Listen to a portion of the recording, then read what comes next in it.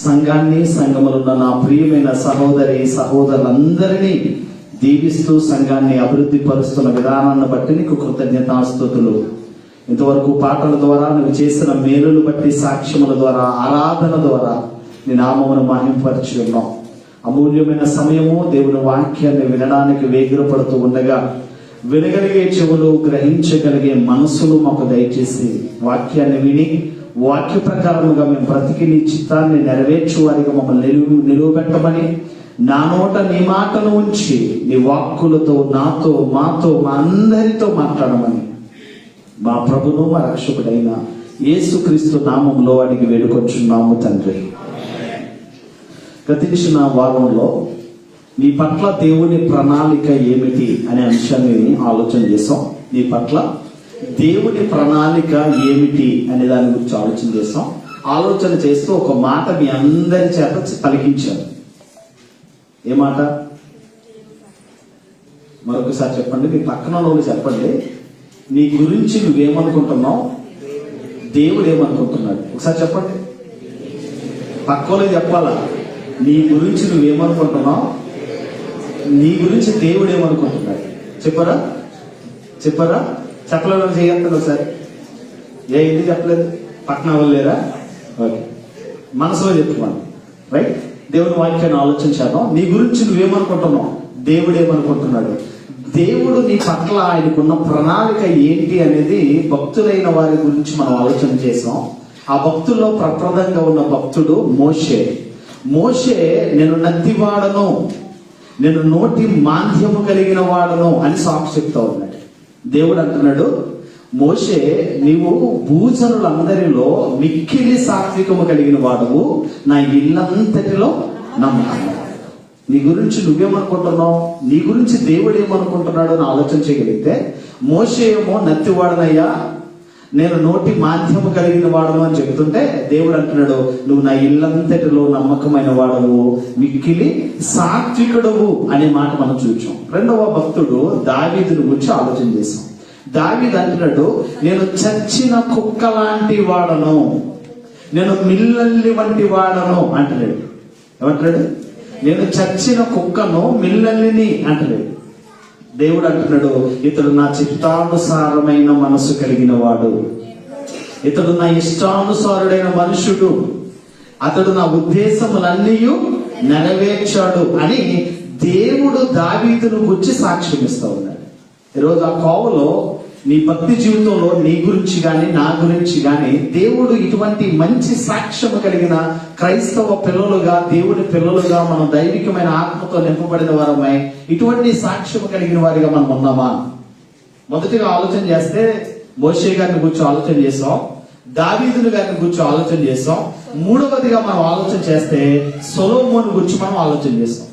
సొలొమోను అంటున్నాడు, నేను బాలుడును, నాకు బుద్ధి చాలదు, నాకు బుద్ధి లేదయ్యా అంటాడు. ఏమంటున్నాడు? మనం ఇలా ప్రార్థన చేస్తామా? నాకు బుద్ధి లేదు, నేను చచ్చిన కుక్క లాంటి వాడను, నేను నోటి మాంద్యము కలిగిన వాడను, నేను మిల్లల్లిని అని ప్రార్థన చేస్తామా? నాకు బుద్ధి లేదు, నాకు బుద్ధి దయచేయి అని ప్రార్థన చేస్తున్నారు. దేవుడు అంటాడు, బుద్ధి వివేకము కలిగిన హృదయాన్ని నీకు ఇస్తూ, పూర్వీకులలో నీ వంటి వాడు ఒకడునూ లేడు, ఇక మీదట నీ వంటి వాడు ఉండబోడు, దైవ జ్ఞానముతో నీ వంటి జ్ఞానవంతుడు ప్రపంచములో ఆరిన నేల మీద కనబడడు అని దేవుడు సాక్ష్యం ఇస్తా ఉన్నాడు. బుద్ధి లేదు అన్న వాడికి దేవుడు దైవ జ్ఞానాన్ని ఇచ్చి ఏం చేస్తున్నాడు? ఆరిన నేల మీద నీ వంటి వాడు ఒకడును ఉండడు, నేరడు అని సాక్ష్యం ఇచ్చినట్లుగా మనం చూచాం. మూడవ వ్యక్తి సొలొమోను గురించి మనం ఆలోచన చేసాం. నాలుగవ వ్యక్తి బాప్తిసం ఇచ్చు యోహాను. బాప్తిసం ఇచ్చి యోహాను అంటాడు, ఆయన చెప్పుల వార విప్పుటకైనా నేను పాత్రుడను కాను. గొప్పవాడు, పుట్టిన మొదలుకొని పరిశుద్ధాత్మ ద్వారా నింపబడిన వాడే, తల్లి గర్భంలోనే పరిశుద్ధాత్మ ద్వారా నింపబడిన వాడై యేసుక్రీస్తుకు ముందు వచ్చి దేవుని మార్గమును సరళము చేసిన బాప్తిసం ఇచ్చి యోహాను అంటాడు, ఇగో యేసుక్రీస్తు చెప్పుల వారున విప్పుటకైనా నేను పాత్రుడను కాదు అంటాడు. దేవుడు అంటాడు, అతడు ప్రభు దృష్టికి గొప్పవాడు. స్త్రీల కనిన వారిలో బాప్తిసం ఇచ్చి యోహాను కంటే గొప్పవాడు ఎవరు పుట్టలేదట. పుట్టినది మొదలుకొని పరిశుద్ధాత్మ ద్వారా నింపబడిన వాడై ఉన్నాడట. ఇంత గొప్ప సాక్ష్యము కలిగిన వాడై మరి బాప్తిసం ఇచ్చి యోహాను ఉన్నట్లుగా మనం చూస్తూ ఉన్నాం. నలుగురు వ్యక్తుల గురించి మనం ఆలోచన చేస్తాం. మొదటి వ్యక్తి చెప్పాలి, వెనకాల చెప్పాలి, మోషే. రెండో వ్యక్తి దావీదు. మూడో వ్యక్తి సొలొమోను. నాలుగో వ్యక్తి బాప్తిసం ఇచ్చు యోహాను. ఐదో వ్యక్తి గురించి ఆలోచన చేద్దాం. ఆదికాండం 18వ అధ్యాయము 27వ వచనాన్ని మనం చదువుతాం. ఆదికాండం 18వ అధ్యాయము 18వ అధ్యాయం 27వ వచనాన్ని నేను చదువుతున్నాను. మీ మనసులో మీ బైబిల్ విప్పి మీ మనసులో మీరు చదువుకోవడానికి ప్రయత్నం చేయండి. అందుకు అబ్రహాము, ఇదిగో ధూళియు బూడిదనైన నేను ప్రభువుతో మాటలాడ తెగించుచున్నాను అనే మాట మనం చూస్తూ ఉన్నాం. అబ్రహాం ఏమంటాడు? నేను బూడిద లాంటి వాడను, ధూళి లాంటి వాడను, ఇదిగో నీతో మాట్లాడడానికి నేను ఏం చేస్తున్నాను?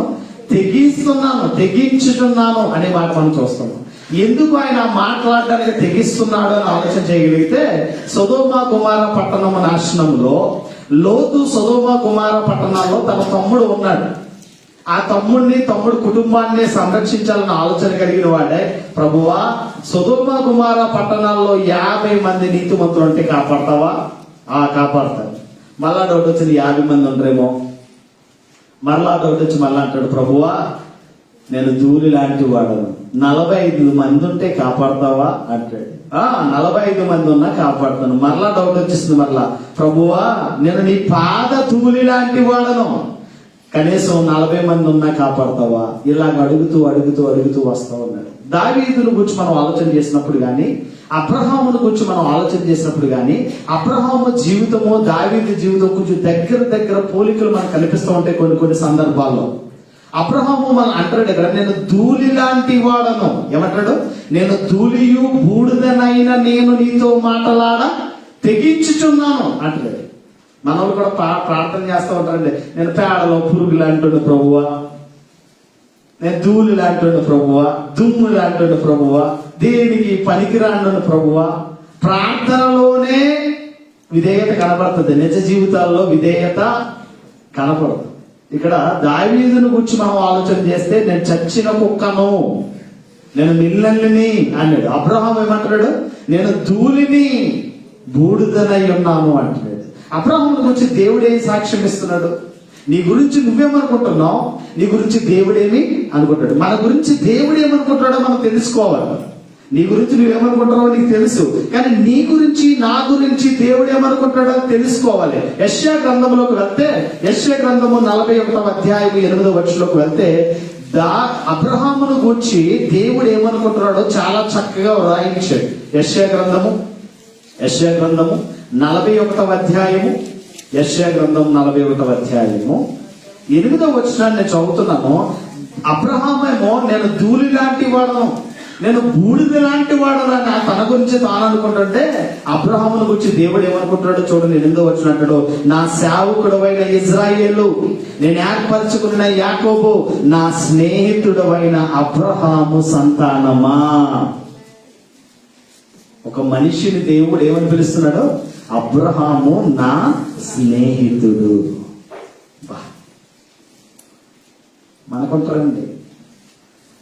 మనకుంటారు స్నేహితులు. ఎటువంటి స్నేహితులు ఉంటారు? తుంటరి, పోకిరి, పాపముతో కూడిన స్నేహితులు చాలా మంది ఉంటారు. చాలా మంది దుష్ట సాంగత్యముతో ఉంటారు. కానీ దేవుడు ఎవరితో స్నేహం చేస్తున్నాడు? ఒక మనిషి దేవుడితో స్నేహం చేస్తే ఏ విధంగా ఉంటది అని ఆలోచన చేయగలిగితే, నేను ధూళి లాంటి వాడను ప్రభువా, నేను దుమ్ము లాంటి వాడను ప్రభువా అంటే ఏమంటాడు? నా సేవకుడవైన నా స్నేహితుడైన అబ్రహాము సంతానమా. ఏమని పిలుస్తున్నాడు? నా స్నేహితుడు. అబ్రహాం ఏమంటాడు? నా స్నేహితుడు. చూడండి, అక్కడ సొదొమ గుమొర్రా పట్టణాల సందర్భాన్ని మనం జాగ్రత్తగా చదివితే, ఆ 18వ అధ్యాయం అంతా మనం చదివితే, దేవుడికి అబ్రహాముకి జరిగిన సంభాషణ ఎలా ఉంటుందంటే, ఒక భార్యాభర్తల మధ్య, లేకపోతే ఒక అన్నదమ్ముల మధ్య, ఒక స్నేహితుల మధ్య ఏ విధంగా సంభాషణ జరుగుతుందో ఆ విధంగా సంభాషణ జరుగుతుంది. 50 మంది ఉంటే కాపాడతావా? 50.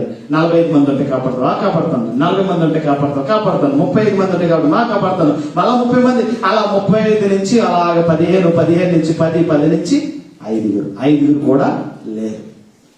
లోతులకు కుటుంబాన్ని కాపాడాడు, కానీ వారిని అందరినీ అగ్నిగంధకాల చేత కాల్చేశాడు. ఇక్కడ చూస్తే వచ్చినట్టాడు, నా సేవకుడైన అబ్రహాము సంతానమా. ఎవరు స్నేహితుడు? నా స్నేహితుడు ఎవరు? అబ్రహాం. నా స్నేహితుడైన అబ్రహాము సంతానమా, ధూళిని బూడిదను అన్నవాడిని దేవుడు ఏమంటాడు? నా స్నేహితుడు. నన్ను అలా అనాలంటే మన దేవుని చిత్తాన్ని ఎరిగిన వారమై, దేవునికి లోబడి ఆయనకు విధేయత కలిగిన వారమై ఆయన చిత్తాన్ని జరిగిస్తే మనము కూడా దేవునికి స్నేహితులమవుతాం. యాకోబు పత్రిక 2వ అధ్యాయం 23వ వచనంలో దీని గురించి చాలా చక్కటి వివరణ యాకోబు గారు ఇస్తా ఉన్నారు. చూడండి, ఆది కాండంలో జరిగిన సంఘటన యాకోబు పత్రికలో 2వ అధ్యాయం 23వ వచనంలో మనకు కనిపిస్తూ ఉంటుంది. యాకోబు పత్రిక 2వ అధ్యాయము 23వ వచనం అంటాడు, కాబట్టి అబ్రహాము దేవుని నమ్మెను, అది అతనికి నీతిగా ఎంచబడెను అను లేఖనము నెరవేరబడును, మరియు దేవుని స్నేహితుడని అతనికి పేరు కలిగెను. దుబాయ్ షేక్ మనం ఫ్రెండ్ అనుకోండి, ఎలా ఉంటది? రాజకీయ నాయకులు ఉన్నారు కదా, రేవంత్ రెడ్డి, చంద్రబాబు నాయుడు, మన ఫ్రెండ్స్ అనుకోండి, ఎలా ఉంటుంది? అసలు మనకు తెలిస్తే హాయ్ అన్నాడంటే నేను ఇంకా పొంగిపోతాను. ఇక్కడ దేవుడు చెప్తున్న మాట ఏంటంటే, ఇదిగో అబ్రహాము నా స్నేహితుడు, అబ్రహాము నా స్నేహితుడు. ఎంత చక్కగా అబ్రహాము దేవుని నమ్మాడట, అది అతనికి నీతిగా ఎంచబడ్డదనే లేఖనము నెరవేర్చబడును, మరియు దేవుని స్నేహితుడని ఎవరికి పేరు? ఒరే బాబు, అబ్రహాం గారు ఎవరు అనుకున్నా? దేవుని స్నేహితుడు. ఎవరి స్నేహితుడు? దేవుని స్నేహితుడిని పేరు కలిగిన వాడట. ఈరోజు నువ్వు గురించి నువ్వేమనుకుంటున్నావు? నీ గురించి దేవుడు ఏమనుకుంటున్నాడు? తగ్గించుకోవడం అంటే మరీ అంత తగ్గించుకోకూడదు. అతి వినయం దూత లక్షణం అన్నమాట. మరలా ఇదొకటి ఉంది తెలుసా మీకు? మా మాస్టర్ గారు చెప్పేవారు స్కూల్లో, మాస్టర్, అతి వినయం దూత లక్షణం. తగ్గించుకోమంటే మరీ తగ్గించుకోకూడదు.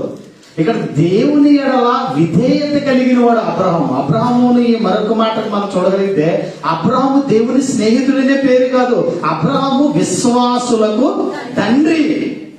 అందరికీ తండ్రి ఎవరంటే అబ్రహాం గారు. ఎందుకంటే అబ్రహాము దేవుని నమ్మాడు. ఆధారము లేనప్పుడు, ఆ నమ్ముటకు నిరీక్షణకు ఆధారము లేనప్పుడు అతడు నిరీక్షణ కలిగిన వాడే నమ్మాడు. అబ్రహామా, నీ కొడుకు నాకు బలిచ్చేయాలి.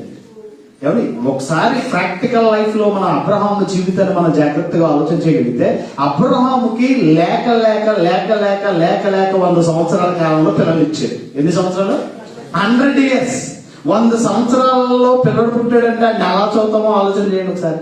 అది కాలు కూడా కింద మోపం ఎత్తుకునే ఉంటాం, ముద్దులాడుతూనే ఉంటాం, వాడికి వాలన పాలన చాలా శ్రద్ధ భక్తులతో చూస్తూ ఉంటాం. అటువంటి టైంలో అబ్రహాము, నీ కొడుకుని నాకు బలిచ్చి, నీ కొడుకు నాకు కావాలి, నాకు బలిచ్చి అంటాడు.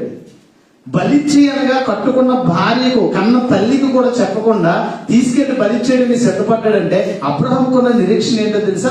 మృతులను సహితము లేపుటకు నా దేవుడు సమర్థుడు. నా దేవుడు నా కొడుకుని నిన్ను చంపేసిన మరలా నా దేవుడు నా కొడుకుని బ్రతికించగలిగిన శక్తిమంతుడని నమ్మాడు. దేని స్తోత్రం కలిగిన గాక. ఈరోజు మన నమ్మకాలు ఎలా ఉన్నాయి? నిరీక్షణకు ఆధారం కలిగిన వారమే నమ్ముతున్నామా? చూడండి, అబ్రహామును చూస్తే అబ్రహాము దేవుని నమ్మాడట, అది అతనికి నీతిగా ఎంచబడ్డదట, మరియు దేవుని స్నేహితుడని అబ్రహాముకు పేరు కలిగి ఉందట. అబ్రహాముకి పేరు అంటే, నీ గురించి నువ్వేమనుకుంటున్నావు? నేను తూరిలా అంటున్నా ప్రభువా, నేను దుమ్ములా అంటున్నా ప్రభువా అని మనం అనుకుంటున్నాం. కానీ దేవుడు అంటాడు, అబ్రహాము నా స్నేహితుడు, అబ్రహాము విశ్వాసులందరికీ తండ్రి అని దేవుడు పిలుస్తున్నట్లుగా మనం చూస్తూ ఉన్నాం. అదే విశ్వాసుల జాబితాను మనం జాగ్రత్తగా ఆలోచన చేయగలిగితే, హెబ్రీయులకు రాసిన పత్రిక 11వ అధ్యాయంలో అబ్రహామును గురించి చాలా చక్కగా కనిపిస్తూ ఉంటుంది. విశ్వాసులకు తండ్రి అనే మాట, అబ్రహాము విశ్వాసులకు తండ్రిగా ఎలా మార్చబడ్డాడో అదంతా కూడా తన కుమారుడు త్యాగము అంతా కూడా హెబ్రీయులకు రాసిన పత్రికలో మనకు కనిపిస్తూ ఉంటుంది. ఈరోజు మనం అనుకుంటున్నాం, నాకు సరిగ్గా మాటలు రావు, నేను సరిగ్గా మాట్లాడలేను, నేను సరిగ్గా భక్తి కలిగిన వాడిగా లేకపోతున్నాను, నాలో కొన్ని లోపాలు ఉన్నాయి, అందుకే నేను చేయలేకపోతున్నాను. నేను చాలా మంది దేవుడి పనిని చేయవలసిన వారే చేయకుండా ఆగిపోతున్నారు. కానీ దేవుడు అంటాడు, మోషేకు వాగ్దాటిని ఇచ్చినట్లుగా, మోషేకు వాక్చాతుర్యాన్ని ఇచ్చినట్లుగా, మోషే నోటికి దేవుడు తోడై ఉన్నట్లుగా మనందరికీ కూడా అన్ని విధాల దేవుడు తోడై ఉంటాడు. నిరీక్షణ కలిగిన వారమే దేవుడి మీద ఆధారపడడం మనం నేర్చుకోవాలి. మోషే ఒక్క పెడుతున్నాడు. చాలా మంది సాకులు చెప్తూ ఉంటారు, దేవుడు పని చేయమంటే చాలా మంది ఏం చెప్తారు, ఎక్కడ అయ్యారు అస్సలు ఖాళీ ఉండదు, అయ్యారు చాలా బిజీ. ఏమంటారండి, అస్సలు ఖాళీ సెలవు లేదండి బాబు, అసలు మా సార్ గాని మా మేడం గాని అస్సలు చాలా భయంకరమైన ఒత్తిడి అయ్యారు, కడుపు నిండా అన్నం కూడా తినట్లేదు అయ్యారు నేను అని చెప్తా ఉంటాను. అసలు ఆ బిజీ షెడ్యూల్ అంతటికి కూడా ఆ బిజీ ఉద్యోగాన్ని ఇచ్చింది ఎవరు అసలే? అర్థమవుతుందా మీకు? నీకు ఈ స్థితిని, నీకు ఈ పరిస్థితిని, నీకు ఆరోగ్యాన్ని, ఆ జ్ఞానాన్ని, ఆ కాపుదలను ఎవరిచ్చారు? నీకు సామర్థ్యాన్ని ఇచ్చిన వాడు దేవుడు. దేవుడికి సమయం ఇవ్వకపోతే నీకు సమయము ఉండదు. చాలా మంది బిజీ అన్న మాట చెప్పారంటే వీడు పోతాడని అర్థం చేసుకోవాలి. సింపుల్ గా దేవుడు పనికి బిజీ అని మాత్రం ఎప్పుడు కూడా అనకూడదు. ఎందుకంటే జాగ్రత్తగా ఆలోచన చేయగలిగితే దేవుడు సమయం ఇవ్వకపోతే మనం బ్రతికి పట్ట కట్టలేము. నా కాలగతులు నీ వశములో ఉన్నవి అనే మాట మనం చదివే ఉంటాం. మన కాలగతులు ఎవరి చేతులు ఉన్నాయట? నరుని ఆత్మ యెహోవా పెట్టిన దీపము అని మనం చదువుంటాం. కనుక దేవుని పని అన్నా, దేవుడు అన్నా మక్కువ, ఆసక్తి కలిగిన వారమై, భక్తి కలిగిన వారమే మనం ఉండాలి. దాని అంతటికి రోల్ మోడల్ గా అబ్రహాం మనకు కనిపిస్తూ ఉన్నాడు. నిరీక్షణకు ఆధారమైన వాడిగా మనకు కనిపిస్తూ ఉన్నాడు. అబ్రహాం జీవితాన్ని మనం చూస్తే ఆయన దేవుని స్నేహితుడిగా పిలువబడతా ఉన్నాడు, విశ్వాసులకు తండ్రిగా పిలువబడుతున్నట్లుగా మనం చూస్తూ ఉన్నాం. మరొక మాటను మనం ఆలోచించేద్దాం, మరొక భక్తుడి గురించి మనం ఆలోచన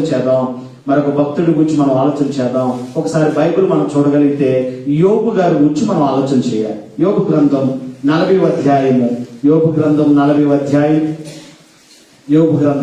అధ్యాయం. కీర్తనలు ముందుంటుంది నాయన, కొత్త నిబంధనలు ఉండదు. యోబు గ్రంథం 40వ అధ్యాయము 3-4 వచనాలు. కీర్తన గ్రంథం యోబు గ్రంథం 40వ అధ్యాయం 3-4 వచనాలు చూడండి. జాగ్రత్తగా ఆలోచన చేయగలిగితే 40వ అధ్యాయము 3-4 వచనాల్లో, అప్పుడు యోబు యెహోవాకు ఇలాగూ ప్రత్యుత్తరం ఇచ్చెను, చిత్తగించుము, నేను నీచుడను, నేను నీకు ఏమని ప్రత్యుత్తరం ఇచ్చేదను? నా నోటి మీద నా చేతిని ఉంచుకొందును. యోబు గారు ఏమంటాడండి? ప్రభువా నేను నీచుడునయ్యా. ఏమంటాడు? నేను నీచుడను. ఎలా అంటాడు? నా అంత భక్తి పరుడు, నా అంత భక్తి పరురాడు నేను నా భక్తి ఏంటి అసలు, నా భక్తి ఏంటి అసలే అని మనం అనుకుంటూ ఉంటాం చాలా మంది. యోబు గారు ఏమంటాడు? క్రైస్తవ జీవితాల్లో శ్రమల కొలిమిలో ఉన్న వారందరికీ యోబు రోల్ మోడల్ గా ఉన్నాడు. శ్రమలలో ఎలా ఉండాలో, శ్రమలలో దేవుణ్ణి ఎలాగా మహిమపరచాలో, ఏ విధంగా దేవుని కొరకు ఉన్నతంగా బ్రతకాలో యోబు జీవితాన్ని, యోబు చరిత్రను మనం చదివితే విశ్వాస జీవితంలో ఇంకా విశ్వాసంలో రోజు రోజుకి అభివృద్ధి పొందడానికి అవకాశం ఉంటుంది. యోబు ఏమంటాడు? ప్రభువా నేను నీచుడను. అలా అంటావా? నేను నీచుడు ప్రభువా, నేను చచ్చిన కుక్కలాంటి ప్రభువా అంటావా? ఇటువంటి ఆయన దేవుడు ఏమంటున్నాడు చూడండి ఒకసారి. యోబు గారేమో నేను నీచుడు అంటుంటే దేవుడు ఏమంటున్నాడు? నీ గురించి నువ్వేమనుకుంటున్నావు, నీ గురించి దేవుడు ఏమనుకుంటున్నాడు? యోబు గ్రంథం 1వ అధ్యాయము 8వ వచనం. యోబు గ్రంథం 1వ అధ్యాయము 8వ వచనం, మొదటి వచనం కూడా చదవచ్చు. మొదటి వచనమే మనం చదువుదాం. యోబు గ్రంథం 1వ అధ్యాయం 1వ వచనం అంటాడు, ఊజు దేశమందు యోబు అని ఒక మనుష్యుడు ఉండెను, అతడు యథార్థవంతుడును న్యాయవంతుడనై దేవుని యందు భయభక్తులు కలిగి చెడుతనమును విసర్జించిన వాడు. 8వ వచనం కూడా, అందుకు యెహోవా నీవు నా సేవకుడైన యోబు సంగతి ఆలోచించితివా? అతడు యథార్థవంతుడు, న్యాయవంతుడు, దేవుని యందు భయభక్తులు కలిగి చెడుతనమును విసర్జించిన వాడు, భూమి మీద అతని వంటి వాడెవ్వడును లేడు. యోబుని గురించి దేవుడు చెప్తున్న సాక్ష్యం. నా సేవకుడైన యోబుని గురించి నువ్వు ఆలోచన చేసావా? నా సేవకుడైన యోబు ఎటువంటి వాడు అనుకుంటున్నారు? వాటికి ఉన్న లక్షణాల్లో యథార్థవంతుడు. నీ యథార్థత నిన్ను కాపాడుతుంది. నీ యథార్థత నీకు చీకటిలో వెలుగునిస్తుందట. యథార్థత క్రైస్తవ జీవితాల్లో ఇది లేకపోతే మన విశ్వాసము, మన భక్తి, మన విధేయత, మనం చూపించే ఆసక్తి అంతా వ్యర్థమైపోతుంది. యోబుని చూస్తే యోబుని గురించి, నా సేవకుడైన యోబుని గురించి నువ్వు ఆలోచించవా సాతానా? నువ్వు ఆలోచించవా? నా సేవకుడైన యోబు ఎటువంటి వాడంటే యథార్థవర్తనుడు, న్యాయవంతుడు, దేవుని యందు భయభక్తులు గలవాడు, చెడుతనమును విసర్జించిన వాడు, భూమి మీద అతని వంటి వాడు ఎవ్వడును. 5 క్వాలిటీస్ ఉన్నాయి. 5 క్వాలిటీస్ ఉన్నాయి. ఈ 5 క్వాలిటీస్ మనలో ఉన్నాయా? నీలో, నాలో, మనలో ఉన్నాయా ఈ 5 క్వాలిటీస్? క్రైస్తవ జీవితంలో దేవుడి సన్నిధికి వస్తున్నాం అంటే మన బ్రతుకులు మారాలి, మన జీవితాలను చక్కదిద్దుకోవాలి. దేవుని ద్వారా యోబు లాగా మనము కూడా సాక్ష్యము పొందాలి. ఇది నీ గురించి నువ్వేమనుకుంటున్నావు, దేవుడు ఏమనుకుంటాడంటే, యోబు అంటాడు, నేను నీచుడును ప్రభువా. ఏమంటాడు? నేను నీచుడును ప్రభువా. దేవుడు అంటాడు, ఇదిగో భూమి మీద అతని వంటి వాడు ఎవ్వడునో లేడు. యథార్థవర్తనుడు, న్యాయవంతుడు, దేవుని యందు భయభక్తులు కలిగిన వాడు, చెడుతనమును విసర్జించు. క్రైస్తవ జీవితాలు ఈ సాక్ష్యము కావాలి. నేను 3 చెప్తాను. 3 అంశాలు మనలో ఉండాలట. ఏంటో తెలుసా? మధ్యలో వాక్యం ఉండాలట. మధ్యలో వాక్యం ఉండాలట. గదిలో ప్రార్థన ఉండాలట. వీధిలో సాక్ష్యం. ఈ 3 ఉన్నాయా మనలో? ఈ 3 లేకపోతే నువ్వు క్రైస్తవుడు కాదు. ఈ 3 లేకపోతే నువ్వు విశ్వాసవి కానే కాదు. మధ్యలో వాక్యము, గదిలో ప్రార్థన, వీధిలో, ఈ 3 కలిగిన వాడే క్రైస్తవుడు. ఈ 3 లేకపోతే వీడు క్రైస్తవుడు కానేరాడు ఎప్పటికీ కూడా. దేవుడి ఎడల యోబు చూపిన భక్తి, ఆ విధేయత మనం చూస్తే, నేను నీచుడును అంటున్నాడు. దేవుడు అంటాడు, ఇవి నీ వంటి వాడు ఒకడు కూడా లేడు. నువ్వు యథార్థవంతుడువు, నువ్వు న్యాయవంతుడువు, దేవుని యందు భయభక్తులు కలిగిన వాడు, నువ్వు చెడుతనమును విసర్జించిన వాడవు. చాలా మంది క్రైస్తవుల్లో చెడుతనం విసర్జించరు. చాలా మంది చెడుతనం ఇంకా ఇంకా ఇంకా పెరుగుతూ ఉంటది. ఇది మంచిది కాదు. క్రైస్తవ జీవితాల్లో మనలో ఉన్న లోపాలను సరిదిద్దుకుంటూ ఆ చెడుతనాన్ని మనం ఏం చేయాలి? విడిచిపెట్టవలసిన అవసరం ఉంది. దేవుడు అంటాడు యోబుని గురించి, ఇదిగో యోబు లాంటి వాడు ఒక్కడు కూడా లేడు. యోబు భూమి మీద అతని వంటి వాడు ఎవడు లేడట. ఎందుకు అని ఆలోచన చేస్తే, అన్ని సమయాలలో దేవుని నామాన్ని మహిమపరిచాడు. ఎవరు? యోబు గారు. అన్ని సమయాల్లో సింహాసనం మీద ఉన్నప్పుడు అదే భక్తి, అదే యథార్థత, అదే భయము. బూడిదలో ఉన్నప్పుడు అదే భయము, అదే భక్తి, అదే విధేయత.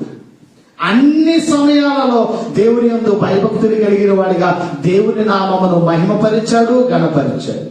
ఇంకా చూస్తే విశ్వాసులందరికీ శ్రమలలో మాదిరిని నేర్పిన గొప్పవాడు ఎవరయ్యా అంటే యోబొక్కడే. మాదిరి ఇలా ఉండాలి, నోటి మాటలో కూడా దోషము లేని వాడిగా ఉన్నాడట. ఎలా ఉన్నాడట? భార్య వచ్చి దూషిస్తుంటే, ఇంకా నీ యథార్థతను వేడవా, చచ్చిపో. ఏంటంటే కట్టుకున్న భార్య వ్యాధి అందును, బాధి అందును, ఆరోగ్యం అందును, అనారోగ్యం అందును నేను నీకు తోడయ్యుందునని ప్రమాణం దేవుని ఎదుట, జనుల ఎదుట, సంఘం ఎదుట ప్రమాణం చేసిన ఆడది ఏమంటే, ఇంకా నీ యథార్థతను వేడవా, చచ్చిపో, నీ దేవుడిని దూషించి అంటుంది. మూర్ఖురాలు మాట్లాడినట్టు మాట్లాడకు.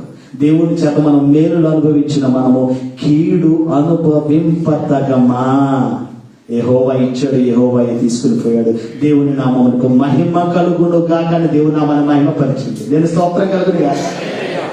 దేవుని నామాన్ని ఆ విధంగా మహిమపరిచాడే తప్ప నోటి మాటలో కూడా దోషం లేని వాడిగా ఉన్నాడు. ఈరోజు క్రైస్తవ జీవితాల్లో మనకి విశ్వాసులందరికీ కూడా ఆయన మాదిరి కలిగిన వాడు ఉన్నాడు. దేవుణ్ణి గెలిపించాడు. విశ్వాస జీవితంలో తనకు తానుగా గెలిచాడు, సాతానును ఓడించాడు. దేవుని చేత 2 అంతల ఆశీర్వాదం. ఎన్ని ఆశీర్వాదాలు అంటే? 2 అంతల ఆశీర్వాదం. మనం ప్రార్థన ఉంటాం, ప్రభువా యోబుని ఆశీర్వదించింది దేవా, నన్ను కూడా నీ మాట విన్నా, సన్నిధికి వెళ్ళాం, ఆశీర్వదించి. అబ్రహామును ఆశీర్వదించింది దేవా, నన్ను కూడా అది నీ మాట అసలు విన్నాను.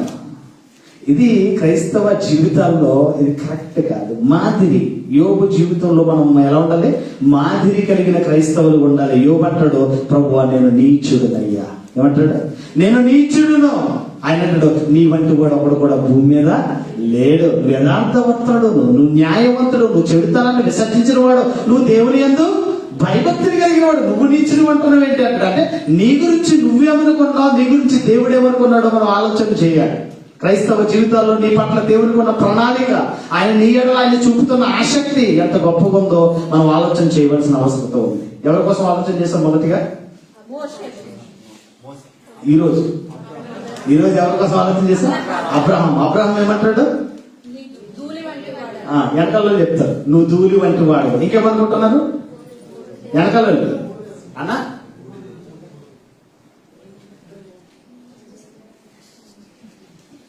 నేను ధూళి లాంటి వాడును ప్రభువా, నేను బూడిద లాంటి వాడును ప్రభువా అంటే, నువ్వు నా స్నేహితుడు అయ్యా, నువ్వు విశ్వాసులకు తండ్రి అయ్యా.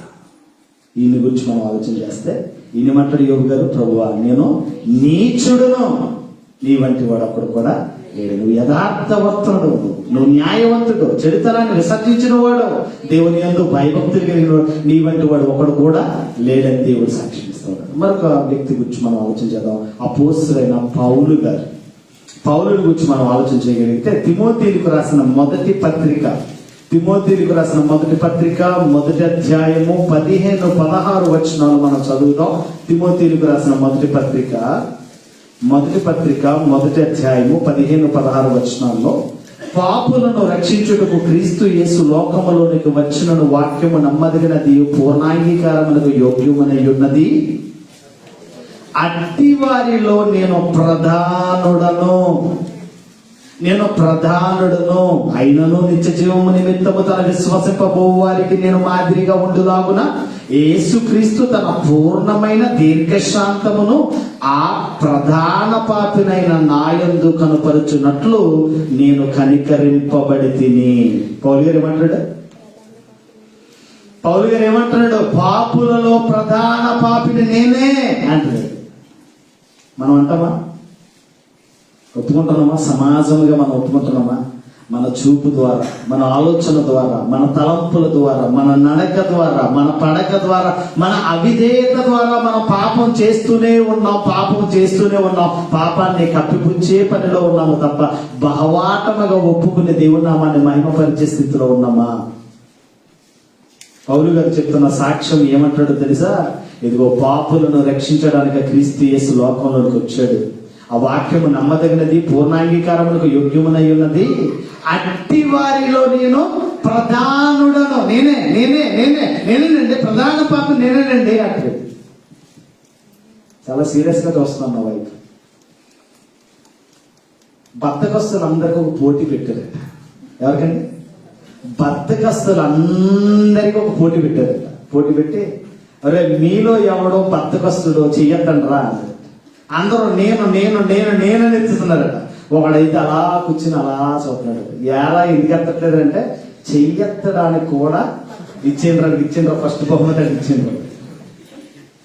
ఈరోజు క్రైస్తవ్యం ఎలా ఉంది అని ఆలోచన చేస్తే, ఈరోజు క్రైస్తవ్యం ఎలా ఉందంటే అతిక్రమములను దాచిపెట్టే పనిలో ఉన్నారు విశ్వాసులు, క్రైస్తవులు, సేవకులు, బోధకులు. అతిక్రమములను దాచిపెట్టే పరిస్థితిలో ఉన్నారు తప్ప అతిక్రమములను ఒప్పుకునే పరిస్థితిలో లేదు. అందుకే సామెతలు, అతిక్రమములను దాచిపెట్టువాడు వర్ధిల్లడు, వాటిని ఒప్పుకొని వాటిని విడిచిపెట్టిన వాడే కనికరించేవాడు. పౌలు గారు ఏమంటాడంటే, నేను పాపులలో ప్రధాన పాపి నేనే అంటాడు. దేవుడు ఏమంటాడు తెలుసా? దేవుడు ఏమంటాడు ఒకసారి చూద్దాం. దేవుడు ఏమంటాడు? అపోస్తల కార్యాలు 9వ అధ్యాయం 15వ వచనంలో ఎంత అద్భుతంగా ఉంటుందో. అపోస్తల కార్యములు 9వ అధ్యాయం 15వ వచనం అద్భుతమైన మాట, దేవుడిస్తున్న సాక్ష్యం.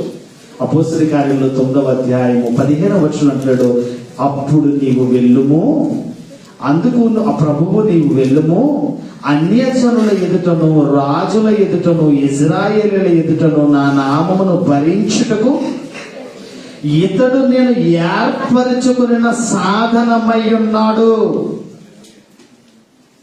అన్యజనుల ఎదుట, రాజుల ఎదుట, ఇజ్రాయేలుల ఎదుట నా నామమును భరించడానికి ఇగో నువ్వు సాధనమై ఉన్నావు, నువ్వు నా పాత్ర అయి ఉన్నావు. క్రైస్తవ జీవితంలో దేవునికి పనికొచ్చే పాత్రలుగా మనం బ్రతుకుతున్నామా? నీ భక్తి, నీ విధేయత, నీ విశ్వాసం, నీ రక్షణ జీవితం. దేవుని నమ్మామంటే కాదండి, నమ్మిన వాని నమ్మకాన్ని ఒమ్ము చేయకుండా ఆయన కొరకు పనికొచ్చే పాత్రగా పనిచేయాలి. ఒక ఇంటికి వెళ్ళిన తర్వాత ఒక పాట మీరు వినండి, కుమ్మరి ఓ కుమ్మరి అనే పాట ఒకసారి యూట్యూబ్ లో కొట్టుకుని వినండి ఒకసారి. పనికిరాని పాత్రలుగా ఉన్నారేమో, పనికొచ్చే పాత్రలుగా ఉన్నారు. మీ భక్తి జీవితంలో మీరు దేవుని సన్నిధికి వస్తే కాదు, వచ్చి వాక్యము విని వాక్య ప్రకారంగా బ్రతికి మీ జీవితాన్ని దేవునికి సమర్పించి ఆయన చిత్తాన్ని చివరి వరకు మీ రక్షణను కొనసాగితేనే మీ భక్తి. ఆదివారం క్రైస్తవులాగా ఉండకండి, ఆదివారపు క్రైస్తవులుగా ఉండకండి. ఆదివారమే కాదు, ఆచరణీయముగా ఆధ్యాత్మికంగా ప్రతి దినము దేవుణ్ణి ఆరాధించేవారిగా ఉండాలి. పౌలు అంటాడు కదా, నేను పాపులలో ప్రధాన పాపిని. పౌలు అంటుంటే దేవుడు అంటాడు, నేను ఏర్పరచుకున్న సాధనం. నువ్వు నా పాత్ర, నువ్వు నా పాత్ర అయి ఉన్నావు. ఈరోజు నేను కూడా ఒక పాత్రగా ఉన్నాను. వాయిద్యాలు వాయించే వాళ్ళు ఒక పాత్రగా ఉన్నారు, మ్యూజిక్ వాళ్ళు ఒక పాత్రగా ఉన్నారు, సౌండ్ ఆపరేట్ చేసే వాళ్ళు ఒక పాత్ర, క్వైర్ టీమ్ ఒక పాత్ర, కోఆర్డినేటర్స్ ఒక పాత్ర. మనందరము కలిస్తేనే సంఘం, మనందరము కలిస్తేనే సంఘం. ఇది దేహములో అవయవాలు వేరువేరుగా ఉన్నా ఇవన్నీ కూడా ఒక శరీరమై ఉన్నాయి. అర్థమవుతుంది మీకు?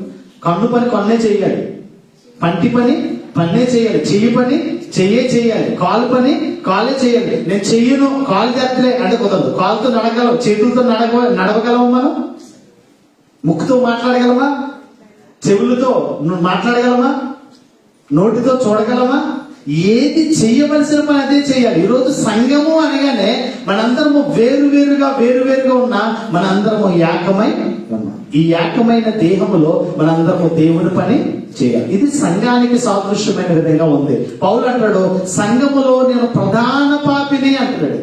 పాపులలో నేను ప్రధాన పాపిని. దేవుడు అంటాడు, నువ్వు నా పాత్ర అయి ఉన్నావు, నువ్వు నా సాధనమై ఉన్నావు అనే మాట మనం చూస్తున్నాం. రోమీయులకు రాసిన పత్రిక 11వ అధ్యాయము 13వ వచనంలో, రోమీయులకు రాసిన పత్రిక 11:13లో, అన్యజనులకు మీతో నేను మాట్లాడుచున్నాను, నేను అన్యజనులకు అపోస్తుడనై ఉన్నాను. ఎలా ఉన్నాడట? అన్యజనులకు ఎలా ఉన్నాడట? అపోస్తుడు. కడమ అపోస్తుడు అని పిలవబడ్డాడు. ఎవరండి? పౌలు. కడమ అపోస్తుడు. కడమ అపోస్తుడు అంటే యేసుక్రీస్తును చూచిన వాడు, యేసుక్రీస్తు మాటలు విన్నవాడు, యేసుక్రీస్తు అడుగు జాడల్లో నడిచిన వాడు, యేసుక్రీస్తు ప్రత్యక్షతను కలిగిన వాడే కడమ అపోస్తుడిగా పౌలు గారు ఆగిపోయాడు. పౌలు గారి తర్వాత మళ్ళీ అపోస్తులు రాలేదు, పంపబడ్డారు వాళ్ళు. అపోస్తులు అనగానే 12 మందిగా నియమింపబడిన వారందరూ 12 ప్రాంతాలకు పంపబడ్డారు. దేవుని చేత దేవుని ప్రత్యక్షత కలిగిన వారే వెళ్ళి ప్రపంచ దేశాలకు క్రీస్తు ప్రేమను వెదజల్లారు. వాళ్ళు క్రీస్తు ప్రత్యక్షతను కనపరిచారు. క్రీస్తు కొరకు హతసాక్షులై చచ్చిపోయారు. క్రైస్తవ జీవితంలో మనము అపోస్తుల అడుగు జాడల్లో మనం నడవాలి, అపోస్తుల బోధలో మనం నడవాలి. ఇక్కడ నేను అన్యజనులకు చివరి అపోస్తుడిగా నేను ఉన్నాను, అన్యజనులకు అపోస్తుడినై ఉన్నాను. అన్యజనులు మీతో నేను మాట్లాడుచున్నాను. నేను మీ అందరికీ కూడా నేను ఎలా ఉన్నాను? అన్యజనులకు అపోస్తుడిగా ఉన్నాను. నశించిపోతున్న వారి పట్ల భారం కలిగిన వాడని నేను ఉన్నాను అంటాడు. పౌలు ఏమంటాడు? నేను పాపులలో ప్రధాన పాపిని. దేవుడు ఏమంటాడు? నువ్వు నా సాధనం, నువ్వు నా సాధనం, నువ్వు నా పాత్ర. నా కొరకు నువ్వు వాడపడాలి, నా కొరకు నువ్వు ఒక ఉపయోగకరమైన పాత్రగా మలచబడాలని దేవుడు కోరుకుంటూ ఉన్నాడు. ఈరోజు క్రైస్తవ జీవితంలో మనం ఏ విధంగా ఏర్పరచబడ్డాం, ఏ విధంగా దేవుని పని చేస్తున్నాం, దేవుని పనిలో నీ పాత్ర ఏమిటి? ప్రభునందు ప్రియమైన సహోదరి సహోదరులారా, దేవుని పనిలో నీ పాత్ర ఏంటి? నువ్వు దేవుడి కొరకు ఏ విధమైన సాధనముగా పాత్రగా వాడబడతా ఉన్నావు? ఇది మనం ప్రశ్నించుకోవాల్సిన అవసరం ఉంది. పౌలు గారు అంటాడు, నేను పాపులలో ప్రధాన పాపులు అంటే నువ్వు నా పాత్రవయ్యా, నువ్వు నా సాధనమై ఉన్నావు, నువ్వు అన్యజనులకు అపోస్తుడు అయి ఉన్నావు, నేను నిన్ను ఏర్పరచుకున్నాను అనే మాట మనం చూచాం. మరొక మాటను మనం చూద్దాం, మరొక వ్యక్తిని గురించి మనం చూద్దాం. లూకా సువార్త 18వ అధ్యాయం 13వ వచనం. లూకా సువార్త 18వ అధ్యాయం 13వ వచనంలో, లూకా సువార్త 18:13లో చాలా చక్కటి మాట. లూకా సువార్త 18వ అధ్యాయం 13వ వచనం నేను చదువుతున్నాను. 13వ వచనంలో 18:13 అంటున్నాడు, అయితే సుంకరి దూరముగా నిలుచుండి ఆకాశము వైపు కన్నెత్తుటకై నన్ను ధైర్యము చాలక రొమ్ము కొట్టుకొనుచు, దేవా పాపినైన నన్ను కరుణించమని కేకలు వేశాను. సుంకరి శంకర్ ఏమంటాడు? పాపినయ్యా, నేను పాపినయ్యా, నా పాపినైన నన్ను కరుణించయ్యా, నేను పాపిని అంటాడు. పౌలు గారు ఏమంటాడు? నేను ప్రధాన పాపిని. నేనేమో పాపినని శంకర్ అంటే, పౌలు అంటే ప్రధాన పాపిని. నేను పాపినయ్యా, నన్ను కరుణించు అంటాడు.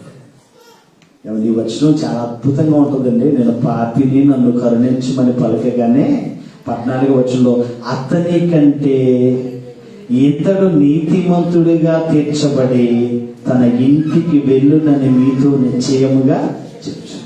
అతని కంటే ఇతను నీతిమంతుడిగా తీర్చబడి. అతనెవరు? పరిసయ్యుడు ప్రార్థన చేస్తాడు, ప్రభువా నేను ఎటువంటి అనుకున్నా, దొంగల వల్లే లేను, చోర్ల వల్ల లేను, వ్యభిచారుల వల్ల లేను, ఇక పక్కన ఉన్నాడే ఈ సొంకల వల్ల నేను లేను, ప్రత్యేకం కలిగిన వాడిగా ఉన్నాను. ప్రత్యేకం కలిగిన వాడిని నా ఇంటి ఏం చేస్తున్నాను?